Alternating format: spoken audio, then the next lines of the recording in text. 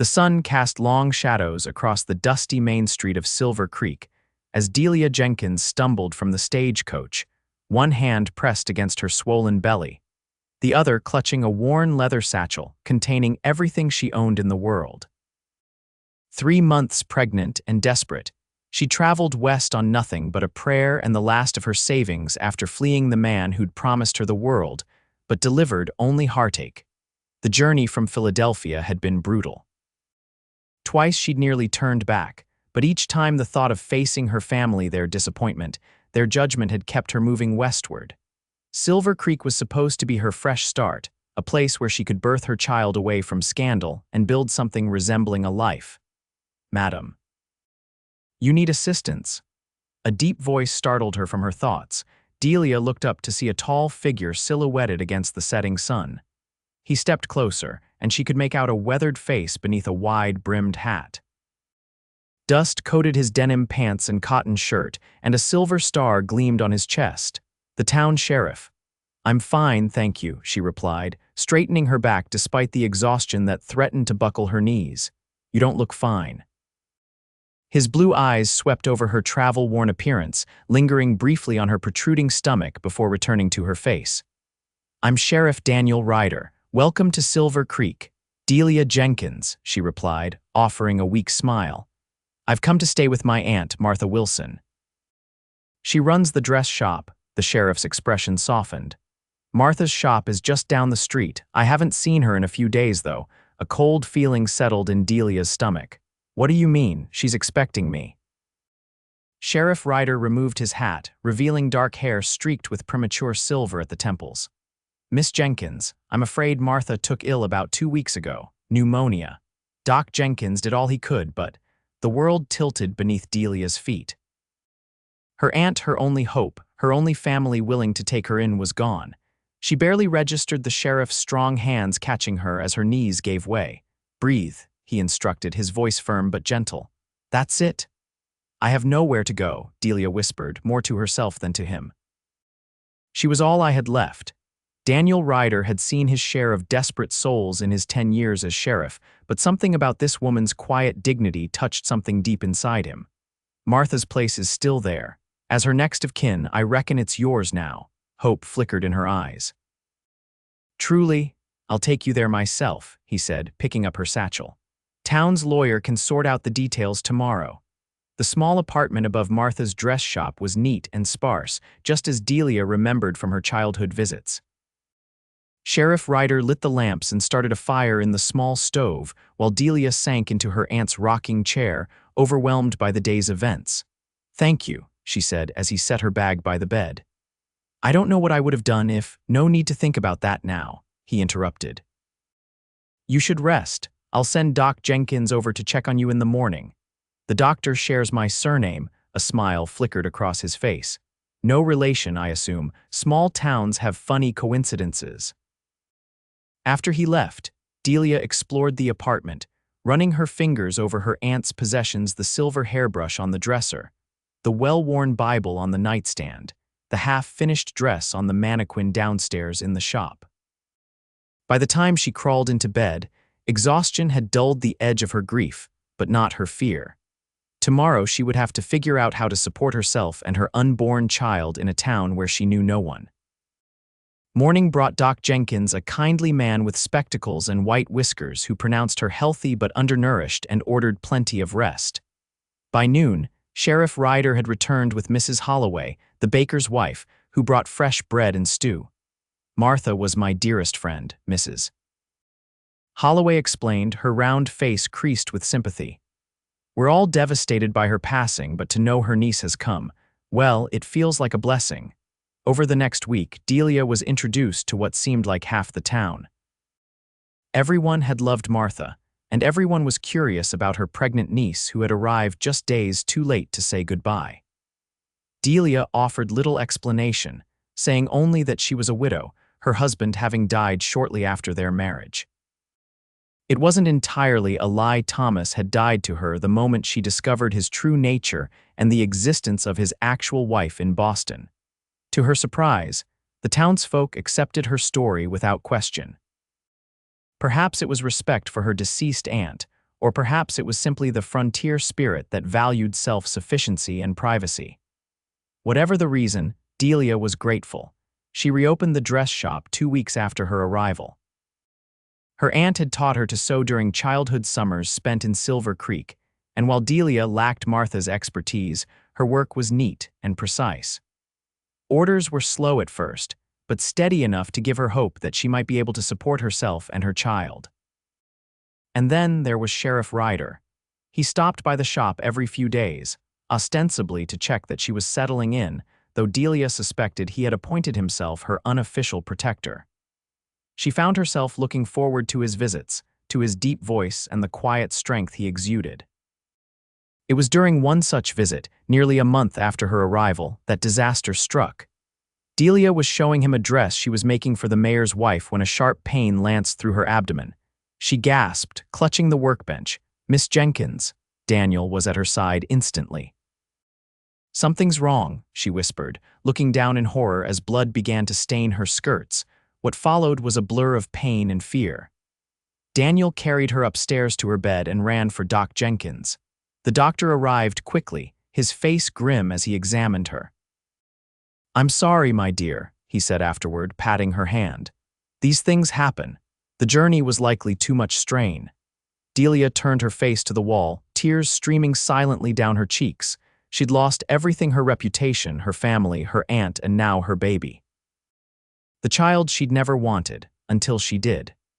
The child she'd come to love despite its father's betrayal. She expected Sheriff Ryder to excuse himself, to leave her to her grief.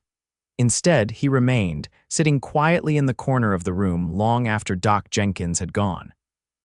When night fell, he built up the fire and made her tea. "You don't have to stay," she told him, her voice hollow. "I know," he replied simply and said no more. The days that followed were the darkest of Delia's life. She closed the shop and rarely left her bed. The women of the town brought food she couldn't eat and offered comfort she couldn't feel. Only Daniel's steady presence seemed to anchor her to the world. He came every evening after his rounds, sometimes bringing a book to read aloud, sometimes just sitting in companionable silence while she stared at the ceiling. One evening, nearly 2 weeks after her miscarriage, he arrived with something wrapped in brown paper. "A gift," he said, placing it on her bed. Delia unwrapped it listlessly, then froze. It was a small wooden cradle, beautifully carved with patterns of leaves and vines. "I started making it when you first arrived," Daniel explained, suddenly looking uncertain. "I thought, well, I know it's too late now, but I wanted you to have it anyway, as a reminder." "A reminder of what I've lost?" Delia asked, her voice breaking. Daniel shook his head. "A reminder that you are not alone, that people care for you." Something cracked inside Delia then, some dam she'd built against her grief. She began to weep great, heaving sobs that shook her entire body. Daniel hesitated only a moment before sitting beside her on the bed and pulling her into his arms. "Let it out," he murmured against her hair. "It's all right to grieve." She cried until she had no tears left, and then she slept, truly slept, for the first time since losing the baby. When spring arrived, bringing wildflowers and longer days, Delia reopened the dress shop. She'd never be her Aunt Martha, but she was becoming known for her delicate embroidery and precise tailoring. The business was modest but sustainable, and she found a quiet pride in her independence. Daniel still visited regularly, though their relationship had evolved into something like friendship. He told her stories about growing up on a ranch in Texas, about his years as a U.S. Marshal before settling in Silver Creek, about his wife who had died of cholera 6 years earlier. In turn, Delia shared carefully edited tales of her childhood in Philadelphia, her love of books, and her dreams of someday having a garden. She never spoke of Thomas or the baby, and Daniel never asked, though sometimes she caught him watching her with a question in his eyes. Summer brought a heat wave that left the entire town listless. Delia worked with her doors and windows open, hoping to catch any stray breeze. She was pinning a wedding dress for the blacksmith's daughter when she heard the commotion outside. A group of men on horseback had ridden into town, dusty and trail-worn.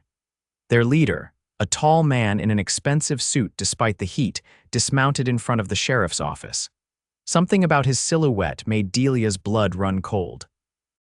She stepped outside just as Daniel emerged from his office to greet the newcomers. The tall man removed his hat, revealing a shock of blonde hair, and Delia's worst fears were confirmed. Thomas Blackwell had found her. "Sheriff," Thomas said, his cultured Boston accent incongruous in the dusty frontier town. "I'm looking for my wife." Delia froze as Daniel's gaze flickered toward her, confusion evident in his expression. "Your wife, Delia Blackwell, née Jenkins." Thomas pointed directly at her. "There she is." All eyes turned to Delia, standing paralyzed in the doorway of her shop. She could feel the town's collective surprise, could practically hear the whispers that would follow. The widow who wasn't a widow after all. Daniel's expression hardened as he looked back at Thomas. "Sir, I believe you're mistaken. Miss Jenkins is a widow."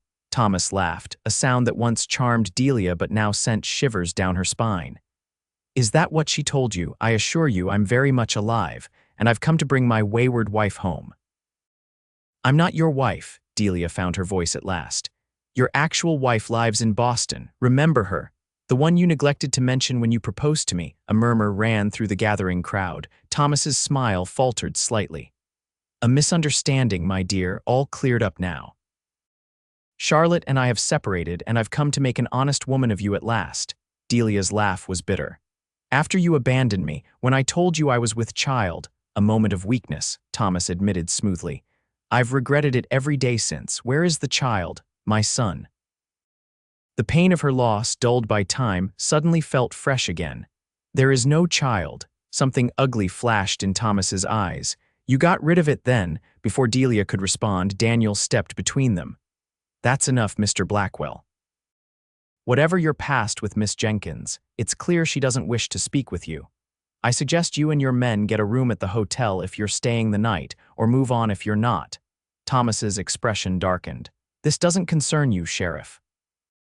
"This is between me and my—" "She is not your anything," Daniel interrupted, his hand moving to rest on the pistol at his hip. "And I'm making it my concern." The tension in the air was thick enough to cut with a knife.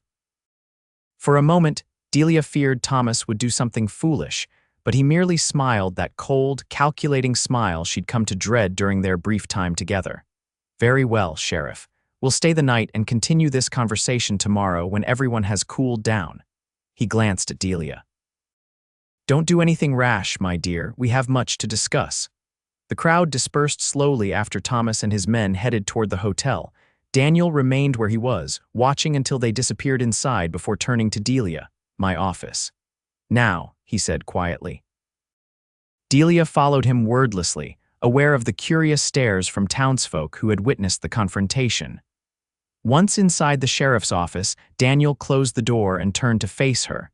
"You want to tell me what that was about?" he asked, his voice carefully controlled.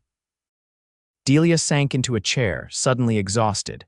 "Thomas Blackwell. I met him in Philadelphia last year. He was charming, handsome, supposedly a successful businessman from Boston. He courted me for months, proposed, and we were married in a private ceremony." She twisted her hands in her lap. "A week later, a woman arrived at our hotel, Charlotte Blackwell, his actual wife of 5 years. Daniel's expression softened slightly. "So you weren't legally married?" "No. When I confronted him, he didn't even deny it. Said Charlotte was from a wealthy family, that their marriage was one of convenience, that I was the one he truly loved." Delia's laugh was hollow. "I was such a fool. I believed every word he said until Charlotte showed up. Then when I told him I was expecting." She swallowed hard. "He said he never wanted children, that I was on my own." Daniel paced the small office, his expression thunderous. "And now he's here claiming he wants to make an honest woman of you, after abandoning you while pregnant. He doesn't know I lost the baby. He probably thinks he can use the child to control me somehow." Delia looked up at Daniel, fear evident in her eyes. "What am I going to do? The whole town heard him. They'll all know I lied about being a widow." Daniel stopped pacing and knelt in front of her chair, taking her hands in his.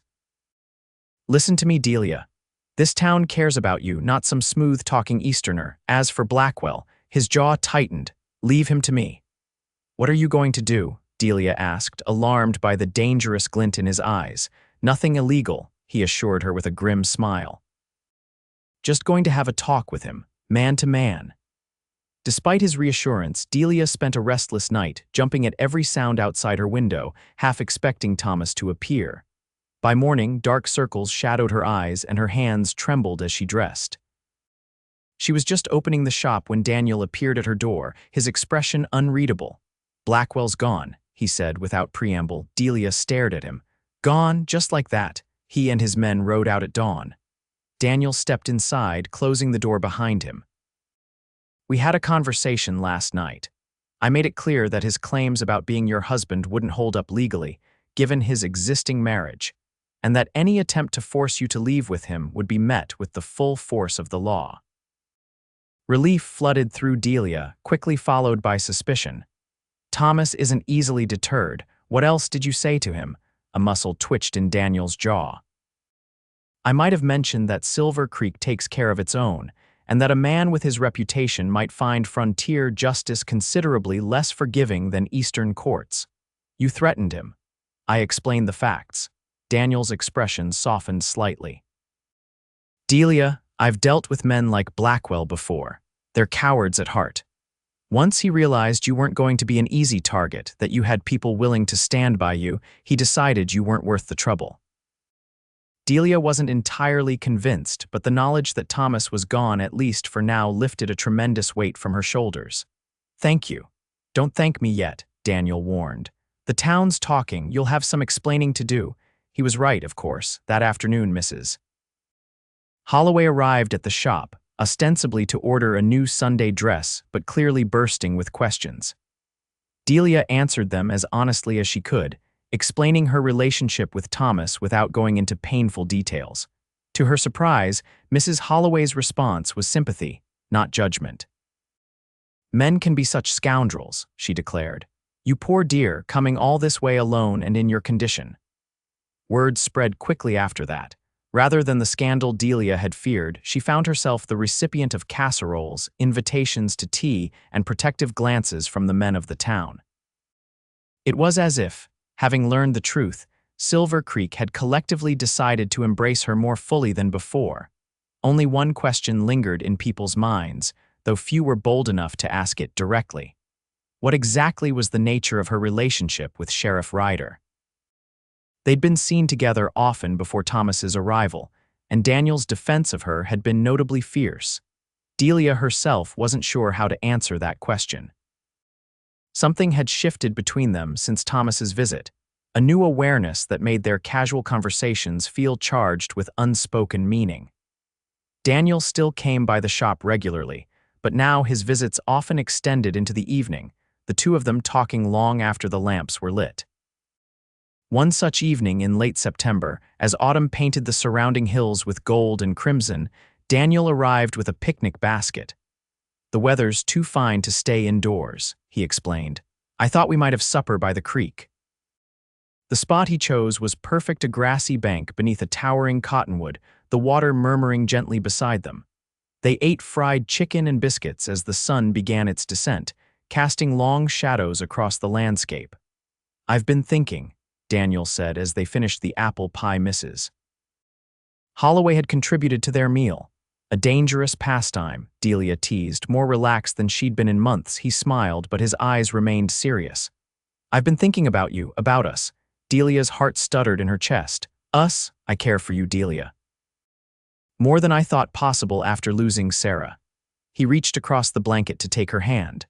"I know your experience with Thomas has made you wary, and rightfully so, but I want you to know that my intentions are honorable." "Daniel, let me finish," he said gently. "I'm not proposing not yet. You've been through too much too recently. But I want you to know that when you're ready, if you'll have me, I'd be honored to court you properly." Tears pricked at Delia's eyes. "I don't deserve your regard. Why would you say that?" Daniel's brow furrowed in confusion. "I lied to everyone, about being a widow, about the baby." She couldn't meet his gaze. "I'm damaged goods, Daniel." He tilted her chin up, forcing her to look at him. "You're the strongest, most determined woman I've ever met. You traveled across the country alone while carrying a child, started a business in a strange town, faced down the man who betrayed you. There's nothing damaged about you." A tear slipped down Delia's cheek. "The baby would have been born in January." Sometimes I still catch myself counting the months, imagining what it would be like. Daniel's expression softened with shared pain. After Sarah died, I used to set 2 places at the table every night. Took me nearly a year to stop. He squeezed her hand. Grief doesn't make you damaged, Delia. It makes you human. In that moment, looking into his kind eyes as the setting sun gilded the world around them, Delia felt something bloom in her chest, something she thought had died along with her child. Hope. I think, she said carefully, that I would like to be courted properly. When the time is right. Daniel's smile was like the sun breaking through clouds. Then I'll wait, however long it takes. The courtship that followed was everything. Delia's relationship with Thomas had not been unhurried, transparent, built on genuine friendship and mutual respect. Daniel brought her wildflowers and books, took her on Sunday drives in his buggy, and never once rushed her or made demands. The townsfolk watched with approving eyes. Mrs. Holloway declared them perfectly matched, while Doc Jenkins told anyone who would listen that he'd predicted it from the start. Even the mayor's wife, normally reserved in her opinions, remarked that Sheriff Ryder had never looked happier. As winter approached, bringing with it the anniversary of her arrival in Silver Creek, Delia found herself thinking more often of the future. The dress shop was thriving, her place in the community secure, and Daniel. Daniel had become the center of her world, the person she turned to first with both joys and sorrows. One snow-dusted evening in early December, he arrived at her door looking uncharacteristically nervous.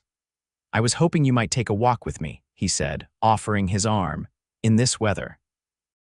Delia laughed, but reached for her shawl anyway.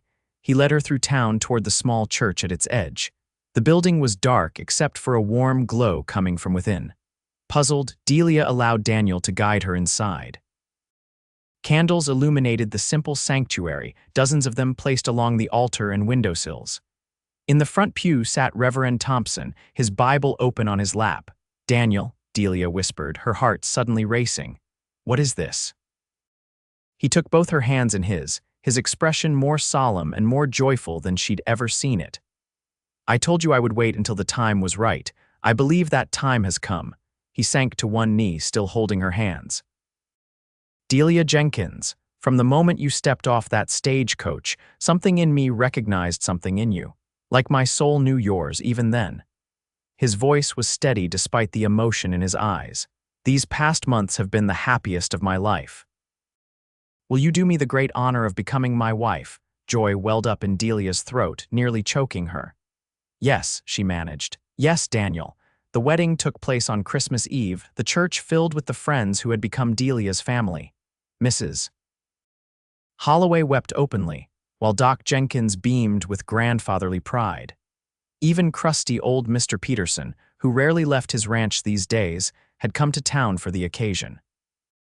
Delia wore a dress of ivory satin that she'd sewn herself, with tiny pearl buttons down the back that had taken her weeks to attach. Daniel looked impossibly handsome in a new black suit, his badge polished to a high shine on his chest. As they spoke their vows, snow began to fall outside, dusting the world in white. It felt like a blessing. Delia thought a clean slate, a fresh start. They spent their wedding night in Daniel's house on the edge of town, a cozy 2-story structure he'd built himself when he first became sheriff. As he carried her across the threshold, Delia felt a brief pang for the child who would never know this home, this love. Daniel must have sensed her momentary sadness. He set her down gently in the front room and cupped her face in his hands. "What is it, love?" "Just thinking of what might have been," she admitted, understanding dawned in his eyes. "The baby," Delia nodded, tears threatening. "I'm sorry, this should be a happy night." "It is a happy night," Daniel assured her, "but that doesn't mean you can't feel sorrow too. The heart's big enough for both." He led her to the sofa and sat beside her, taking her hands in his. "There's something I've been wanting to tell you, something I've been waiting for the right moment to say." Delia looked at him questioningly. "Do you remember when I first found out about the baby, what you told me that day in my office? That I was carrying another man's child?" Delia said softly. Daniel nodded. "I never told you what I thought in that moment." "What did you think?" His smile was gentle, his eyes full of love. I thought then I'll raise him as mine, because any child of yours, Delia, would be a blessing, no matter who the father was. Fresh tears spilled down Delia's cheeks, but these were different healing tears, not ones of grief. Do you mean that? With all my heart. He kissed her softly. We can try for children of our own when you're ready. But if that doesn't happen, there are always little ones who need homes. War orphans, children who have lost parents to disease or accident. The thought had never occurred to Delia before, but as Daniel spoke, a new kind of hope took root in her heart. You would want that, to take in children who aren't yours by blood. Family isn't about blood, Delia, it's about love. He pulled her close. And I've got plenty of that to give. Spring came early that year, bringing new life to Silver Creek. The wildflowers bloomed in profusion, and Daniel planted a garden behind their house just as Delia had always dreamed of. Their life together settled into a comfortable rhythm. Daniel's duties as sheriff, Delia's work in the dress shop, evenings spent reading aloud or simply talking about their days. It was during one such evening, as April gave way to May, that Daniel came home with news. Train derailed about 10 miles east, he said as he removed his hat and gun belt. No serious injuries, thank the Lord, but they're bringing the passengers here until the tracks can be repaired. Delia set down her sewing. How many? About 20.